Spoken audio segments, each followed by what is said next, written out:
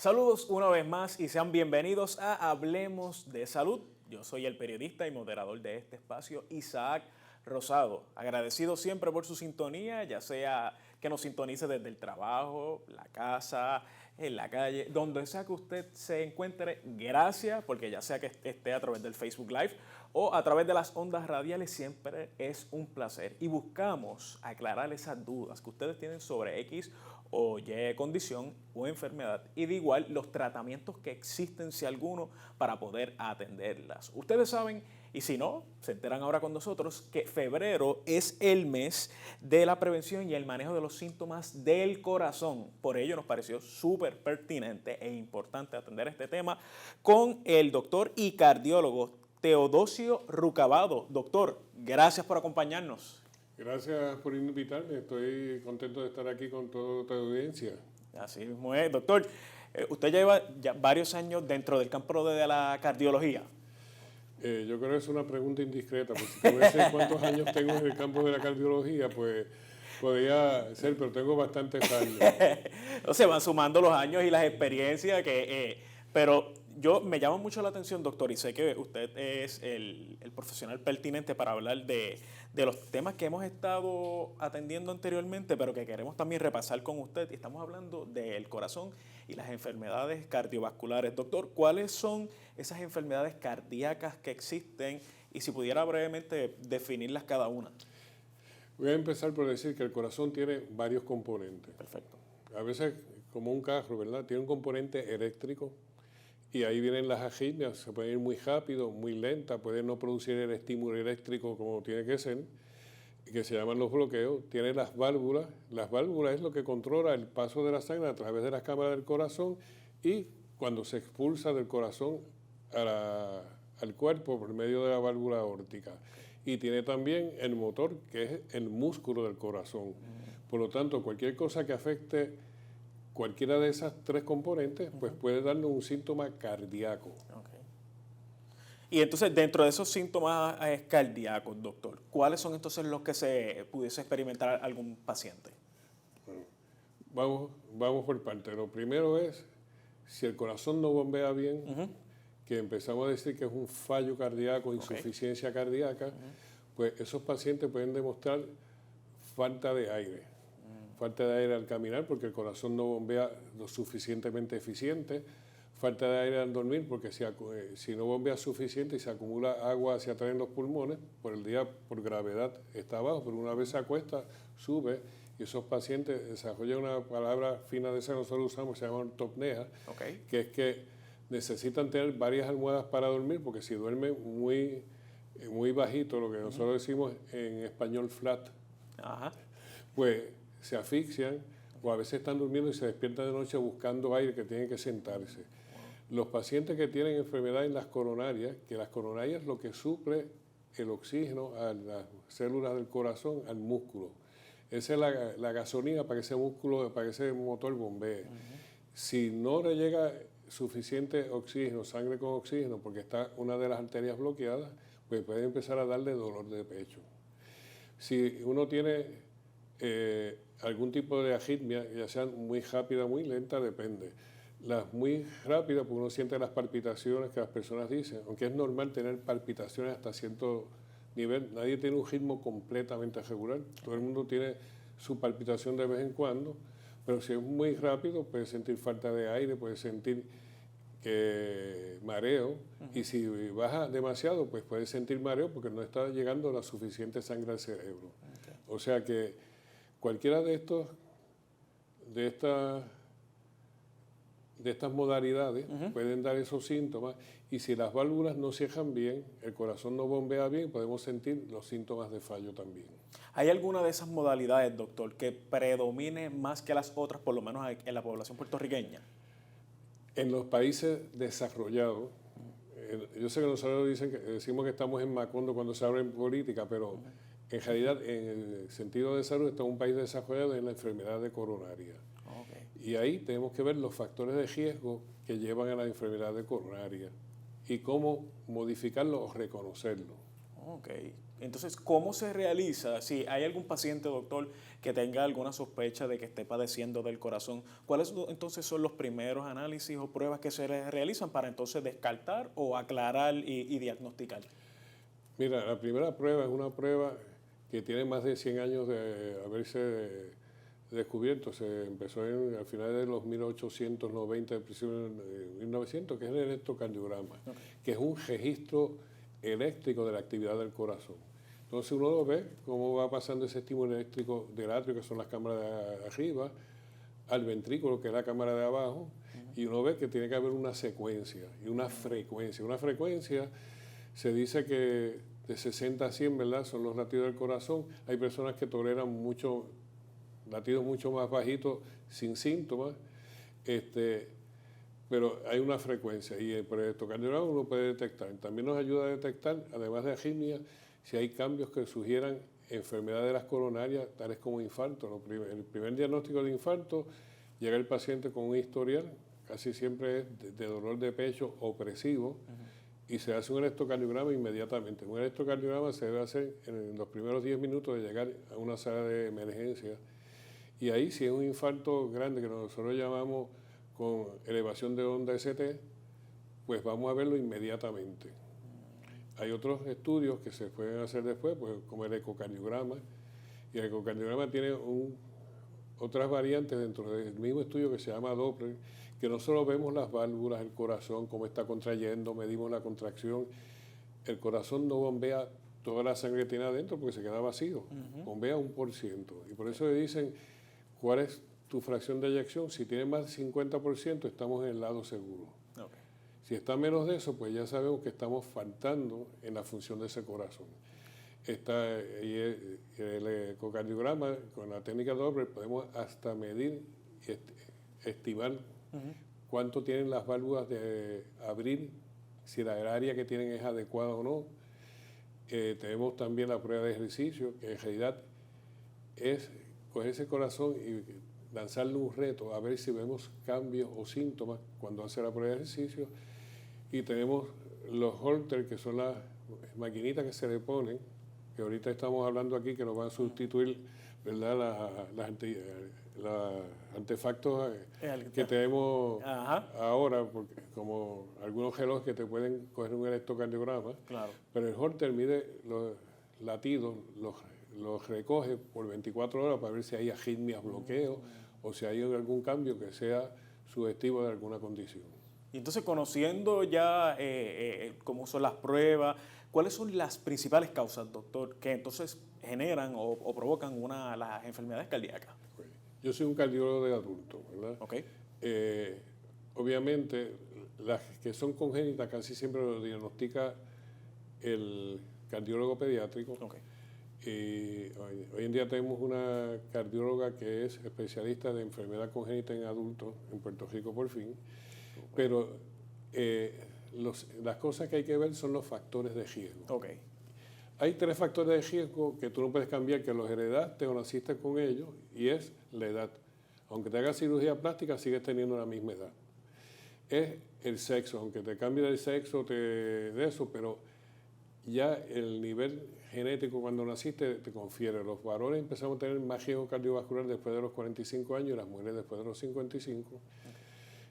Y lo otro que no podemos cambiar es el historial familiar. Aunque te adopten, si hay historial de enfermedades del corazón en la familia, vas a tener más incidencia. Pero entonces hay otros factores que son modificables, que ahí es donde nosotros podemos intervenir. Okay. Primero es la presión. La presión alta es uno de los factores que conlleva a enfermedades del corazón, no solo de coronaria, sino de fallo cardíaco, también puede llevar a derrame. Tenemos la diabetes, sabemos que la población de Puerto Rico es bien predispuesta a diabetes, más que la población norteamericana. Tenemos el colesterol, que es de las pocas intervenciones que nosotros podemos mejorar y disminuye la incidencia de infartos y derrames. ¿Y por qué es importante estas dos condiciones? Pues en los países desarrollados, como Puerto Rico, la causa número 1 de muerte es corazón. La segunda es cáncer, pero la tercera es derrame. O sea que si controlamos esto, ya podemos ir controlando los factores de riesgo que nos llevan a estas condiciones.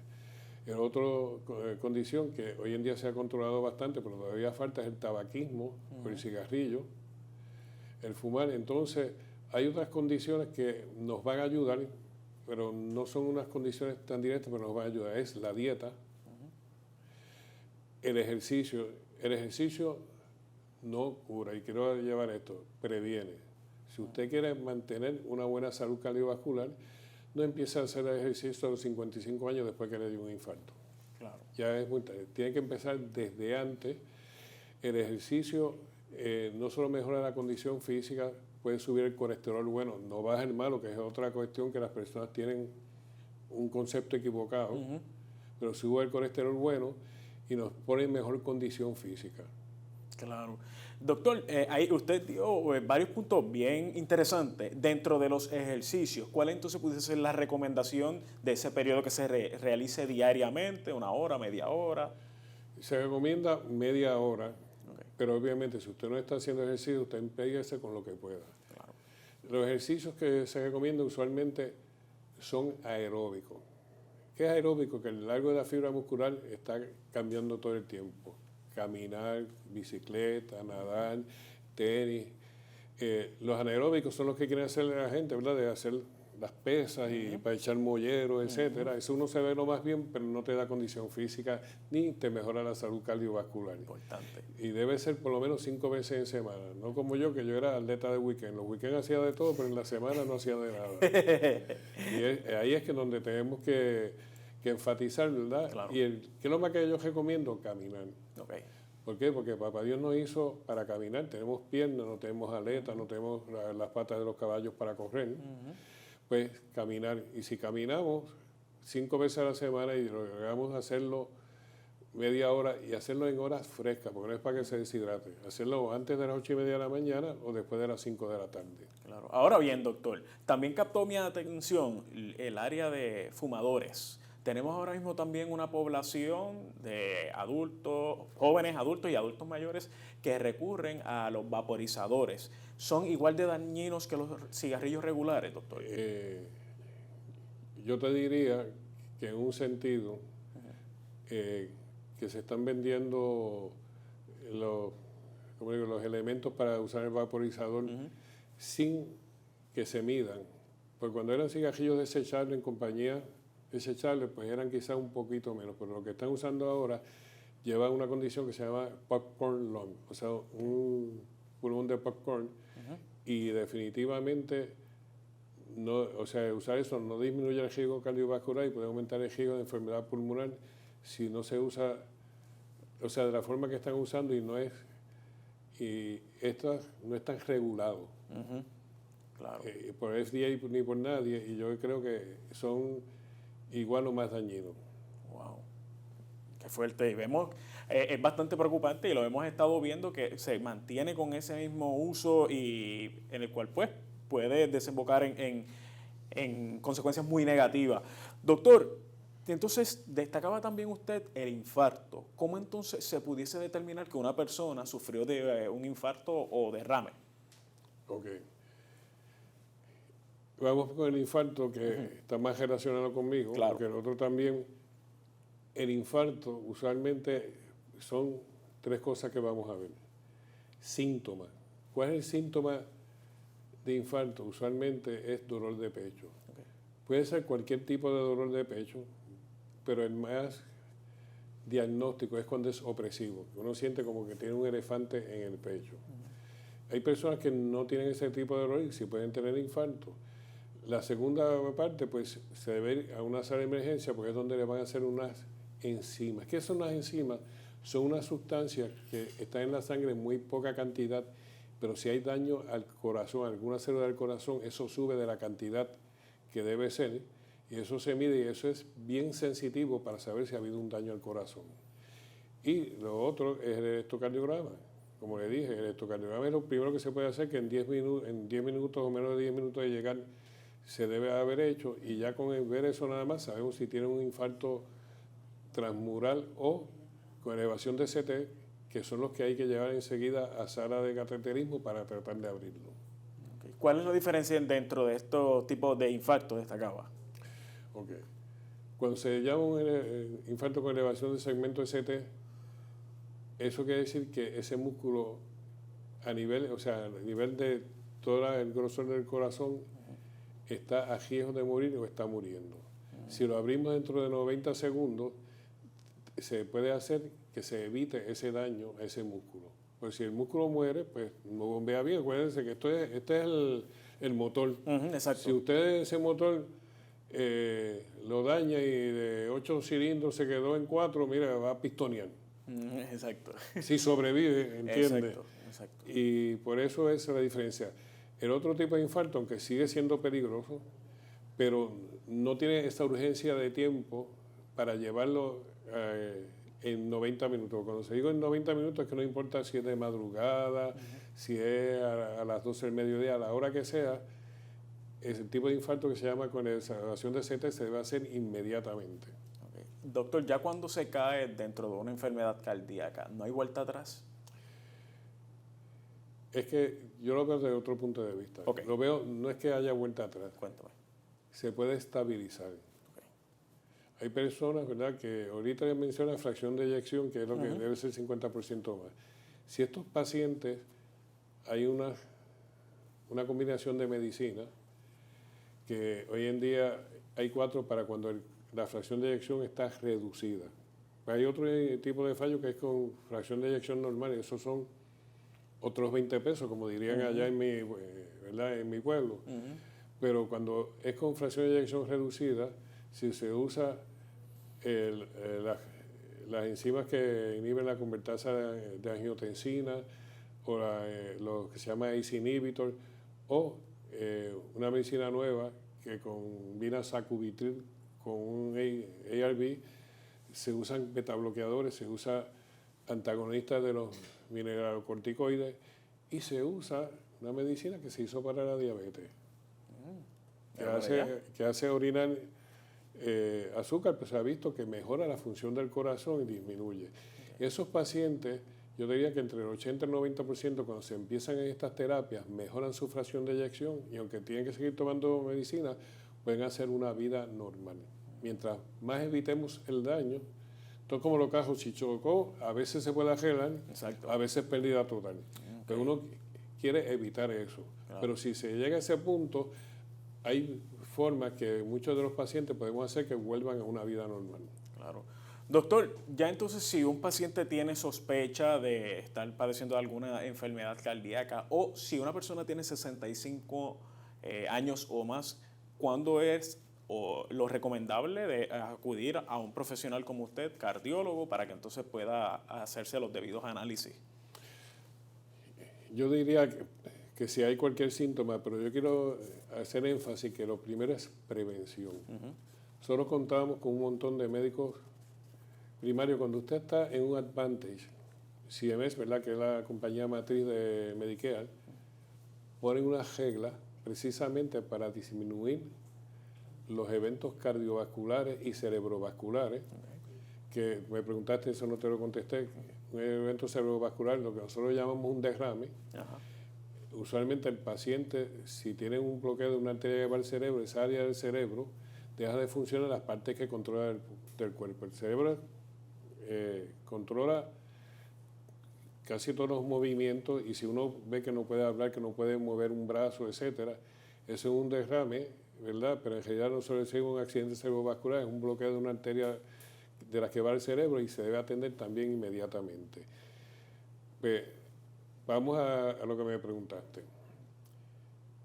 En realidad, uno debe empezar con prevención y yo creo que eso es bien importante. Los cardiólogos somos importantes, pero hacerle caso al médico primario lo que les recomienda también es importante. Todo médico primario que ve pacientes Advantage tiene una guía de tratamiento que tiene que cumplir. Tiene que ver que la glicosidad, su azúcar esté bien, que su colesterol esté controlado, que su presión esté controlada. Y si seguimos eso, sabemos que vamos a disminuir. Si a pesar de eso empezamos a tener síntomas, entonces debemos ver un subespecialista. Okay. Ya entonces, conociendo ello, doctor, ¿cómo es la dinámica de los pacientes que entonces llegan hasta su consultorio en MMM Multiclínica? Y si se pudiera entonces describir algún tipo de fase después de la evaluación, porque yo sé que cada caso es individual. Mira, en las clínicas está abierta ¿verdad?, a todos los pacientes, obviamente hasta donde podemos cumplir, porque claro, son seres humanos y no es sustituir los médicos que están en la calle. Queremos aquellos pacientes que no están teniendo un acceso. Para eso fue que se hicieron las clínicas, porque ahí sus especialistas que están muy ocupados, están muy tarde la cita, o que tienen repeticiones de admisiones, o sea, que se han admitido al hospital por una causa cardíaca varias veces en un año. Pues esos pacientes, sobre todo, yo creo que tienen una prioridad de verse en las clínicas, aunque está abierta para todo, aún para prevención primaria, pero esas son las prioridades de los pacientes, para que esos pacientes no se queden cojos de atención médica especializada. Y entonces en las clínicas contamos, no soy yo solo, vemos otros colegas cardiólogos, contamos con estudios como ecocardiograma, para esos pacientes que necesitan ese tipo de cuidados especiales, poder brindárselo y asegurarnos la salud de nuestros pacientes. Y mientras más comprometidos, también más comprometidos estamos con el paciente. Claro. Para la aclaración de dudas también de quienes nos sintonicen a esta hora, doctor, aparte dentro del campo de la cardiología, y usted que consulta con otros colegas, ¿qué otros profesionales de la medicina también entonces trabajan mano a mano con usted? Mira, hay internistas, hay neumólogos, hay neurólogos, hay psiquiatras, tenemos nefrólogos que son excelentes, tenemos doctores en farmacología y doctoras en farmacología que nos ayudan cuando este paciente tiene toda esa confusión de todas las pastillas que nosotros le hemos dado y entonces va donde el otro médico y le da más pastillas, pues ayuda a aclarar y seguir un orden. Y yo creo que eso es un punto angular de nuestras clínicas, pues nos ayuda a ir más allá de lo que los mismos médicos tenemos tiempo para dedicarle al paciente. Tenemos que dedicárselo, pero a veces no nos da tiempo a toda la gama de servicios que ese paciente necesita. Y esa orientación es básica. Yo entiendo que se está cumpliendo aquí y ha sido muy efectivo. Claro. Doctor, también aprovecho que lo tenemos aquí para preguntarle y repasando dentro de mis notas, en muchos de los casos también cuando se le realiza un diagnóstico a un paciente o a una paciente, tiende a provocar una sacudida, pero no solo los afecta a ellos como individuos, sino también a su entorno como los familiares, el cuidador, etcétera. ¿Cuán importante es el papel que juegan estos seres queridos a la hora de aportar en el tratamiento que se le está brindando a cada paciente? Aquí yo creo que es importante para cualquier diagnóstico, sobre todo para ayudar en el cumplimiento de ese paciente, que el paciente sepa que hoy en día tenemos alternativas. O sea, hoy en día estamos cambiando hasta válvulas aórticas sin tener que operar, abrir el pecho. Y los pacientes tienden a salir muy bien. O sea, estamos teniendo más alternativas. Aquellas cosas que antes se consideraban incurables o que era un pronóstico malo, hoy en día hay esperanza. Yo menciono la palabra esperanza, porque yo creo que los médicos damos tratamiento, pero una cosa que debemos llevar a los familiares, al paciente, es la esperanza. Y mientras haya eso, pues nos ayuda a que ese paciente quiera cuidarse.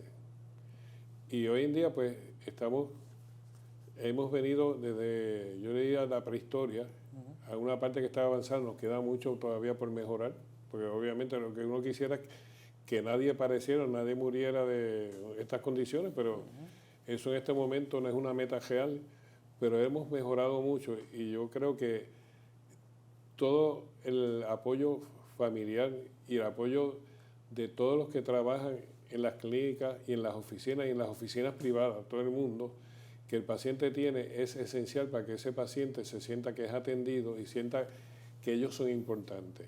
Cuando el paciente está contigo, tiene que ver que él es lo más importante en el momento que está conmigo. Y así lo debemos hacer sentir.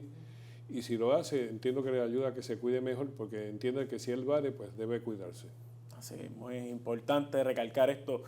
Ya entonces recapitulando, doctor, yo sé que usted ha hecho mucho hincapié en la prevención porque es importante destacar la misma. Entonces, dentro de esos consejos que se le pueden brindar a quienes nos sintonizan a esta hora y de lo que usted ha destacado anteriormente, ¿cuáles son los que deben de tener de primera mano y entonces pues para que se puedan aplicar en cualquier momento? Bueno, usted debe saber su presión arterial. La presión arterial debe ser normal menos de 120/80, pero por lo menos la meta debe ser menos de 140/90. Si usted tiene más de eso, tiene que controlar la presión arterial. Debe saber su nivel de colesterol, no el colesterol total, colesterol malo, que nosotros llamamos LDL. Colesterol malo debe ser menos de 100 para uno saber que está previniendo. Debe saber cómo está su azúcar y su glicosilada. De hecho, en todo paciente Adventist, tenga o no tenga diabetes, CMS o Medicare exige que se haga una glicosilada al año, mínimo, aunque no sea diabético. Tiene que tener conocimiento, eso se llama empoderarse el paciente de su conocimiento. Entonces, ¿qué cosas tiene que hacer? Dieta, se recomienda dieta baja en sal. Baja en sal no es soso, porque nadie aguanta una comida de hospital sosa. Pero que sea razonablemente bajo en sal, y si usted comió algo salado al mediodía, no coma algo salado por la tarde. Tiene que saber comer el colesterol, que no comer cosas que sean exceso de colesterol. En los puertorriqueños quiero llamar la atención a las vísceras. ¿Por qué? Porque a nosotros nos encanta la morcilla, la candinga, el cuajito, y el cuerito, y todo eso es colesterol. Paradójicamente, la carne de cerdo, la carne blanca magra, no tiene mucho colesterol. Ahora, todo lo otro que acompaña el cerdo sí lo tiene. Y en la época navideña especialmente se dispara ese consumo. Tratar de caminar, como dijimos, hacer ejercicio. Y entonces, si usted hace eso y usted conoce cuáles son sus niveles de azúcar, presión y colesterol, usted puede empoderar y usted le puede preguntar a su médico qué vamos a hacer para llegar a estas metas. Así mismo. Empoderamiento y prevención, dos palabras que van atadas de la mano. Doctor, le agradecemos que haya estado con nosotros para aclarar toda esta información y educarnos en el tema. Isaac, gracias por invitarme y espero que esto sea de ayuda a toda tu audiencia, que sé que es bastante extensa. Así mismo, gracias como siempre. Esperemos verlo próximamente aquí. Bueno, amigos, ya no nos queda tiempo para más, pero si usted quiere coordinar alguna cita con el doctor, quiere obtener más información y pues aclarar cualquier duda o pregunta, saque lápiz y papel. Se va a comunicar al 787-522-2482 en un horario de lunes a viernes de 7:30 de la mañana a 5:30 de la tarde. Nosotros nos vemos la próxima semana, aquí como siempre, en Hablemos de Salud. Gracias por su sintonía.